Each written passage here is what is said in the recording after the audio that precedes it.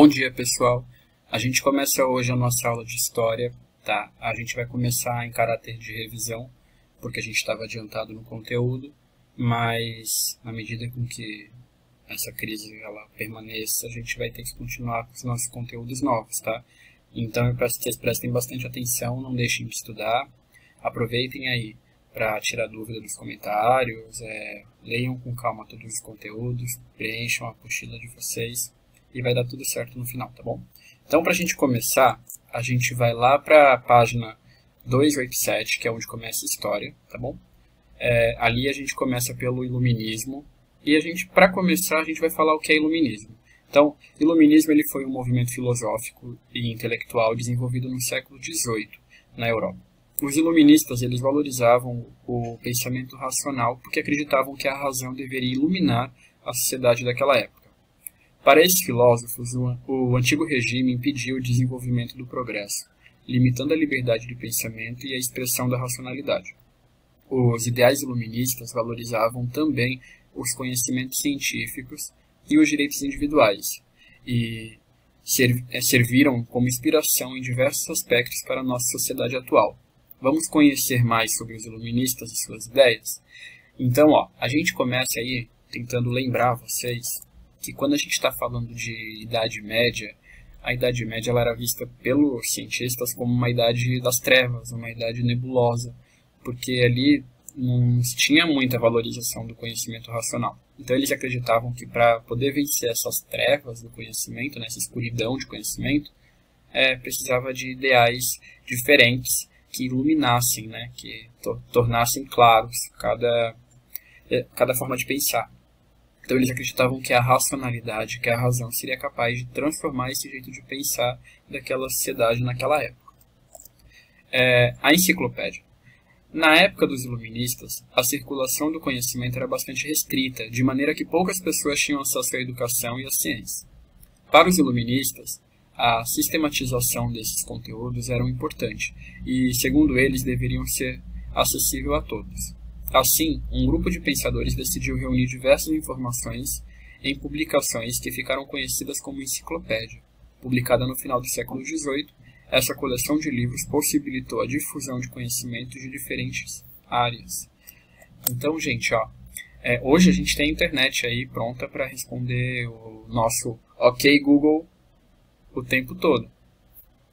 Mas quando a gente pensa... Esse é o resultado principal. Mas quando a gente pensa no passado, não era assim tão acessível como hoje. Se vocês perguntarem para os pais de vocês, ou para pessoas mais velhas, assim como da minha idade, vocês vão escutar que na época que a gente era adolescente, a gente tinha que ir à biblioteca para procurar conteúdo.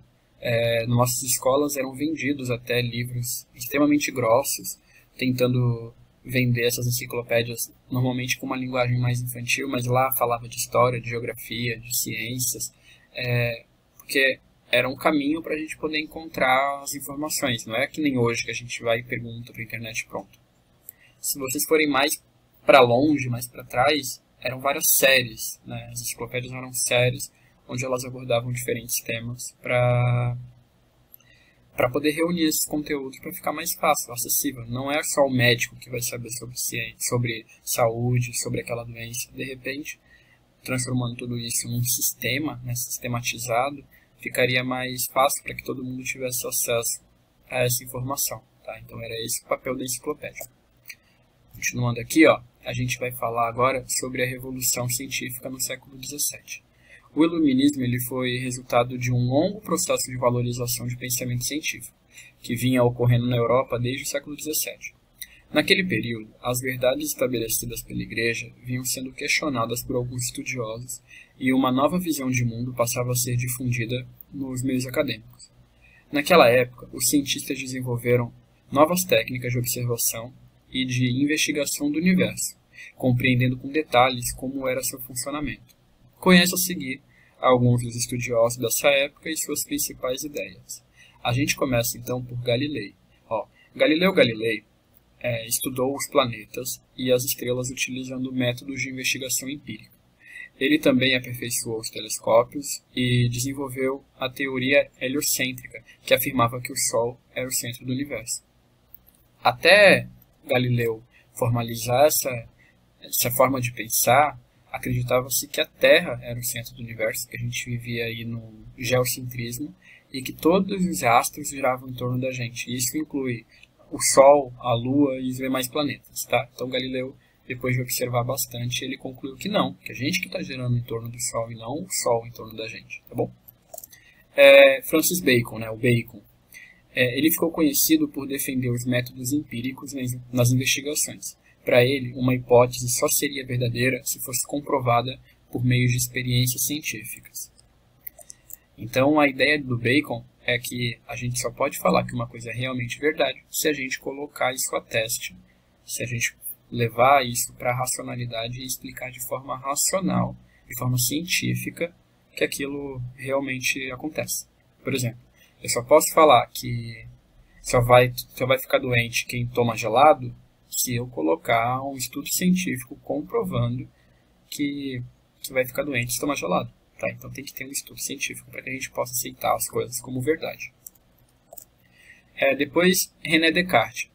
O René Descartes propôs um método de investigação que se baseava na dúvida para então alcançar um conhecimento racional e sistematizado, envolvendo também os princípios da lógica e da matemática.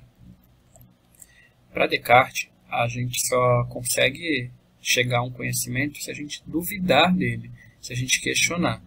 Então, todo conhecimento ele tem que surgir através de uma dúvida. A gente tem que pensar, será que é? Para daí sim a gente transformar aquilo num conhecimento. Isaac Newton.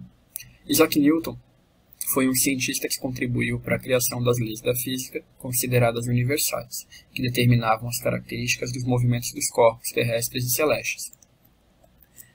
Newton ele tem as leis da física como sua marca, né? Ele que fala, por exemplo, que um corpo em inércia tende a permanecer em inércia, um corpo em movimento tende a permanecer em movimento.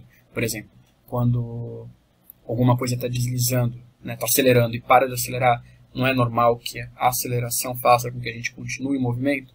Isso daí foi explicado por Newton. Então, as principais leis da física são consideradas aí através foram escritas, foram sistematizadas através do pensamento de Newton. Os iluministas e a organização do governo. Na Europa do século XVIII, muitos estados modernos tinham seus governos baseados em princípios absolutistas. No absolutismo, o poder é exercido de forma centralizada pelo rei, com total autoridade para intervir nas áreas econômicas, administrativas, políticas e culturais de seu território. Assim, o rei tomava as decisões e dificilmente era questionado por seus súditos por causa da soberania em relação à organização e o funcionamento do Estado. Para os iluministas, essa forma de governo era caracterizada pelos contrastes. Para os iluministas, essa forma de governo era caracterizada pelos constantes abusos de poder e impediam as liberdades individuais. O filósofo francês Montesquieu foi um dos iluministas que criticou o absolutismo. Segundo suas propostas, um Estado deveria ser dividido em 3 poderes, que exerciam igualmente as responsabilidades do governo. Nesse equilíbrio de forças proposto por Montesquieu, um poder passaria a controlar o outro e nenhum deles ganharia destaque, evitando assim abuso de autoridade.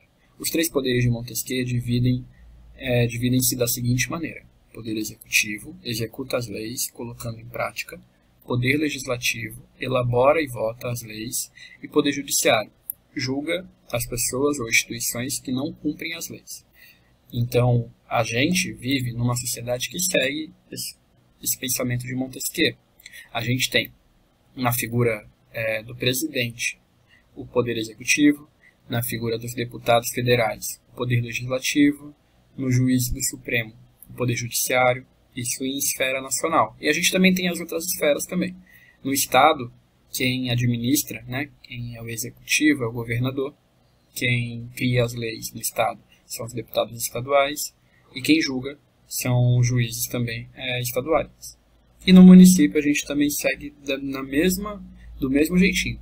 A gente tem o prefeito sendo o executivo, a gente tem no legislativo os vereadores, e no judiciário a gente vai ter os juízes também, os juízes municipais, também julgando as leis, tá? Então, fica aí, ó. Executivo é quem administra, executa, quem cuida, quem cria políticas para, no dia a dia, as coisas funcionarem. O legislador é aquele que cria as leis. Então, ele vai ter que olhar a demanda da sociedade e ele vai pegar e vai escrever uma lei para que atenda aquela demanda. Então, se ele vê que está precisando fazer uma lei para resolver um problema, ele vai lá e faz aquela lei, é votada e tal, para que ela passe a funcionar. E o juiz, né, o judiciário, ele vai ter que julgar conforme a lei que foi escrita. Né? Nenhum juiz de futebol, por exemplo, vai lá e coloca que é falta ou que é impedimento sem que ele siga a regra. Por mais que ele ache que aquilo é certo ou aquilo é errado, ele tem que seguir a regra. Então, o juiz ele tem que seguir a lei que é escrita pelo legislador. Tá bom? Tranquilo até aqui? Vamos continuar.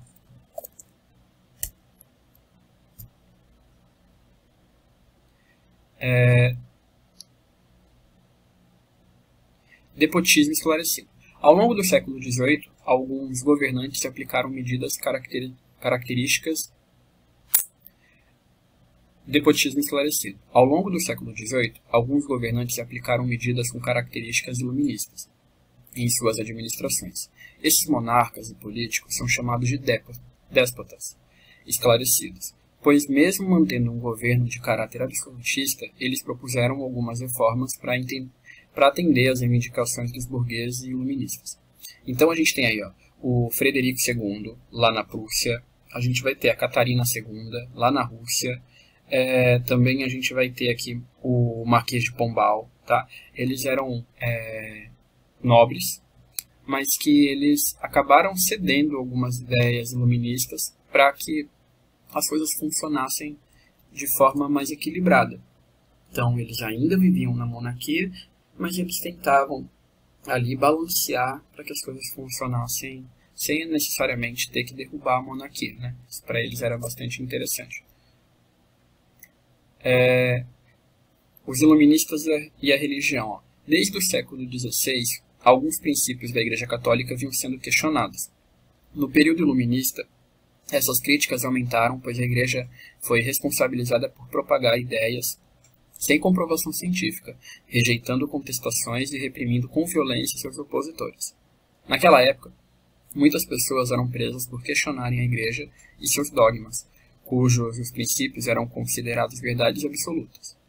Os iluministas, contrários à perseguição, defendiam a liberdade de expressão e de opinião. Para eles, todos deveriam ser livres para exercerem suas crenças, com base em sua própria racionalidade e não em doutrinas impostas. Então, os iluministas eles não queriam ser contra a igreja exatamente, eles só queriam que todo mundo fosse livre para que cada um vivesse conforme sua fé, da maneira com que acha que é digno e justo. Né? Ninguém tem que falar ou escolher aquilo que o outro vai acreditar. Era essa a defesa que o iluminista tinha, de que você tem que viver conforme você acha correto, né? E não porque a igreja mandou. Quem foi Voltaire? François-Marie Arouet, mais conhecido como Voltaire, foi um pensador iluminista francês que criticou veemente a Igreja Católica e, de acordo com as suas ideias, a religião e seus aspectos supersticiosos deveriam ser substituídos pelo pensamento racional. Além disso, Voltaire era contra a intolerância religiosa e defendia a liberdade de crença e de opinião. Embora criticasse a Igreja, Voltaire não era ateu, e sim adepto ao deísmo, assim como diversos iluministas da época. Então, quando a gente fala que alguém é deísta, a gente está falando que ela acredita na existência de forças místicas, de uma autoridade divina, mas não exatamente que ela é cristã. Tá? Ela acredita que existe um Deus, que existe alguma coisa, algo divino, uma força, uma luz, mas não que ela reconheça dentro da religião, como a gente está acostumado a ver no dia a dia hoje, tá bom?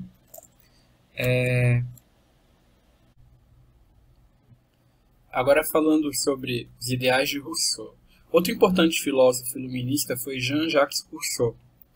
Uma de suas principais obras é o livro do Contrato Social, publicado em 1762.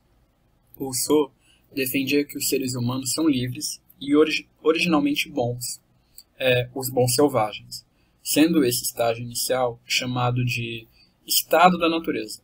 Porém, segundo esse pensador, ao longo do tempo, as pessoas são corrompidas, principalmente pela principalmente pela influência da vida em sociedade e pelo estabelecimento da propriedade privada. Em razão disso, ele recomenda que as pessoas devessem abrir mão de sua liberdade e de seus direitos individuais em prol de um bem comum e dos interesses gerais. Desse modo, todos manteriam uma convivência pacífica, comunitária e segura. Para isso, o governo deveria ser instituído por meio de um contrato entre os próprios cidadãos para manter os bens comuns e garantir a harmonia e a proteção social. Portanto, para Rousseau, o poder deve emanar do povo a fim de ser legítimo. Assim como outros pensadores iluministas, Rousseau valoriza o processo de ensino. Para ele, a instrução de crianças e adolescentes era de extrema importância para que a sociedade desenvolvesse valores morais e cívicos. Sua obra, acerca desse tema, intitulada Emílio, ou da Educação, foi condenada por muitos religiosos da época, principalmente porque defendia uma educação desvinculada da igreja, visando a liberdade e autonomia dos estudantes. Então, o Rousseau ele não era muito bem visto pelos padres porque ele criticava que a igreja fosse quem ensinava. Naquela época, a principal forma de se aprender, de se estudar, era através da igreja, dos colégios religiosos. Então, quando ele vai lá e critica o colégio religioso, ele critica essa instrução da igreja, ele acaba sendo odiado pela igreja. Mas por que ele defendia que o jovem tivesse uma educação sem ser pela igreja? Porque ele acreditava que a igreja doutrinava e acabava ensinando aquele mesmo valor. E o que ele queria, na verdade, era que todo mundo fosse livre para poder pensar diferente, né? O que a igreja acabava não fazendo tão bem. Ele acreditava que a gente era bom selvagem, né? Era bom por natureza. Então ele acreditava que a gente nascia bom e que ao tempo, por causa da ganância, por causa da busca por propriedade privada, por ter, a gente deixasse de ser bom. Então, com o tempo, a gente fosse deixando de ser bom porque a gente se vê objetivado pelo lucro, querer ter, querer possuir, e esse sentimento de querer possuir acabava transformando a gente em mal, né? Com o tempo a gente acabava sendo influenciado e se tornando corrompido, tá? Então, para isso, o ideal era que a gente vivesse não com propriedade privada, mas que as sociedades elas se organizassem de forma que tudo fosse de todo mundo, que todo mundo se preocupasse com o bem comum, e não com essa vontade de ter e de se apropriar das coisas. Continuando, vamos. O liberalismo. No séculos 17 e 18 foi desenvolvido um conjunto de teorias econômicas e políticas que aos poucos passou a dar fundamentação para a ascensão política da burguesia ao poder, o liberalismo.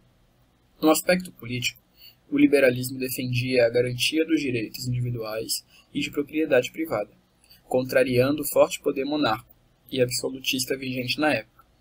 Já no aspecto econômico, o liberalismo era adepto da não intervenção estatal na economia e da livre concorrência no mercado. A gente vai começar ali por Locke. As ideias de John Locke. As ideias do pensador inglês John Locke foram importantes para o desenvolvimento do liberalismo político. Segundo Locke, a função do governo era garantir às pessoas seus direitos naturais, ou seja, direito à vida, à liberdade e à propriedade privada. Desse modo, para que esses objetivos fossem atendidos, o governo deveria ser controlado e fiscalizado rigorosamente pela população, contrariando os princípios absolutistas. Locke também defendia o direito à propriedade privada, elemento essencial para a manutenção da vida do burguês. Então, a gente percebe aí que o liberalismo ele vem na ideia da propriedade. O lance do liberalismo é que o governo, né, o Estado, ele não se meta e deixe que quem tem dinheiro resolva a vida dele. Então, o governo ele não vai cobrar imposto, ele não vai garantir direitos para o pobre, ele não vai oferecer serviços. Tudo isso tem que ser coisa de quem tem dinheiro vender. Por exemplo, na ideia no liberalismo, a educação, por exemplo, ela seria algo comercial, ponto. Ninguém deveria ter a oferta de educação pública, porque isso daí é uma coisa que quem tem dinheiro tem que poder ter, e não o contrário. A saúde, por exemplo, a saúde ela tem que ser também privada. Quem quiser saúde, quem quiser ser atendido por um médico, que pague pelo serviço dele, ele está ali para isso. Então, essa é a ideia liberal, é que o governo ele se ocupe de garantir a vida, então garantir que as coisas funcionem ali para que ninguém se mate, garantir a liberdade para que as pessoas possam explorar todas essas partes, que ninguém invada a liberdade do outro, e também garantir o direito à propriedade, para que para que a pessoa possa comprar, para que a pessoa possa vender. Então o governo garantir que isso aconteça. Continuando, depois a gente tem o Adam Smith e a livre concorrência. No âmbito econômico, o liberalismo propõe o fim da intervenção do Estado nas dinâmicas econômicas, ou seja, para os liberais, o mercado deveria seguir a livre concorrência e não ser submetido a interferências do governo. O principal pensador que desenvolveu as bases teóricas do liberalismo econômico foi o Adam Smith. De acordo com as suas propostas, o mercado seria regulado naturalmente pela lei de oferta e procura, que se baseia na dinâmica de procura dos consumidores e da oferta de produtos. Você sabe como isso funciona? Quando há muitos produtos disponíveis e pouca procura, o preço da mercadoria tende a diminuir. Porém, quando há muita demanda dos consumidores e poucos produtos, os preços geralmente aumentam. Vamos lá.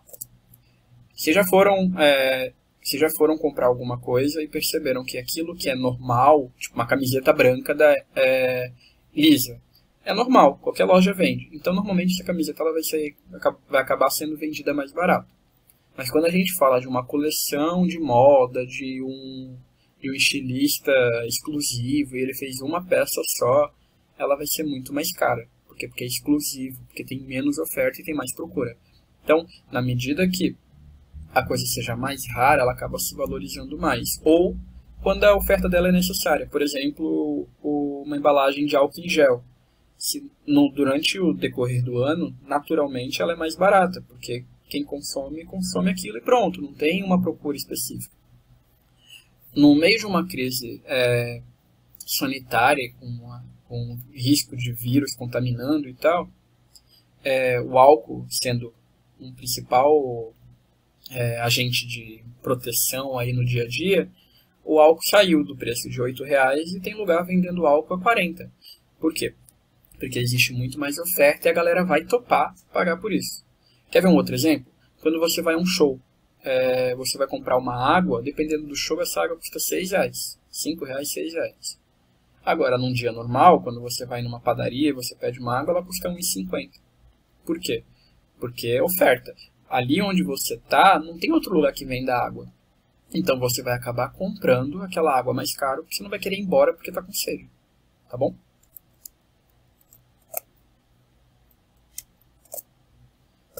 Daí, a gente tem agora... Deixa eu até colocar em tela cheia. Daí a gente tem, ultimamente, o neoliberalismo. Tá? O neoliberalismo ele já não é desse período. Ele começa aí nos anos 80 e 90. Ele é praticado por alguns países. O Brasil ele é incentivador do neoliberalismo também. Que tenta balancear as coisas. Tenta garantir o direito à propriedade, mas ao mesmo tempo que oferece o serviço de forma... o serviço necessário, o serviço mínimo, né, social, de forma que funcione. Por exemplo, aqui no Brasil a gente tem o maior sistema público de saúde do mundo, que é o SUS. Então, ninguém deixa de ir ao médico se não tiver dinheiro. A gente sabe que o médico particular ele vai ser muito melhor, ele vai atender diferente e tal, mas a gente tem o SUS para que o pobre consiga ir dentro das necessidades. A gente tem escola particular, por exemplo, mas ninguém deixa de estudar se não tiver dinheiro, se não tiver condições. Existem a oferta de escola pública e vai lá ter aquele ensino da escola pública, que é diferente, porque a gente acaba oferecendo no serviço privado algumas coisas, alguns diferenciais, como apostila, boas instalações, salas menores, professores mais treinados. Então até tem diferença, mas o Estado não deixa ninguém sem educação por conta do dinheiro. Tá? Então o neoliberalismo ele vem nesse sentido, de que alguns serviços eles não vão ser 100% explorados pela propriedade privada, para que a gente tenha aí um equilíbrio de acesso, para que o pobre ele também consiga acessar ao serviço que ele venha precisar.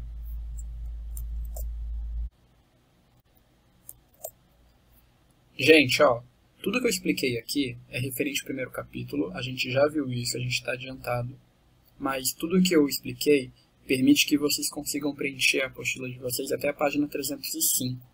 Então, realizem os exercícios da apostila, façam tudo com calma, pesquisem o que tiver que pesquisar. Se tiver alguma dúvida ainda, comenta nos comentários aqui embaixo, que na medida com que eu consiga eu vou respondendo, ou no próximo vídeo eu pego para poder tirar essas dúvidas que tenham ficado. Tá? A gente vai se falando, lava bastante a mão, tá? Logo logo a gente tá junto de novo e eu já tô com saudade. Tchau, tchau.